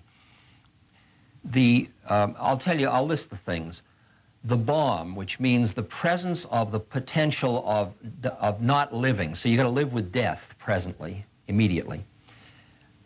Communication, which has changed our natures of time and space because of the immediacy of everything. Transportation, mobility, which has changed the nature of space and time also. Things like terrorism, which has increased the anxiety that comes with an anarchic system. The economic instability of debts and debt structure, and the fact that the culture, the business community particularly, is playing paper games with money further and further out, so that there is less stability, less rootedness in the way the game is being played now. All of these over-determines changes in consciousness of the culture. They all contribute to changing the name of the game. So that, for example, what Einstein did to physics, to Newton, see, when I grew up, I took Newtonian physics in school, and I was told that Newtonian physics was absolutely true.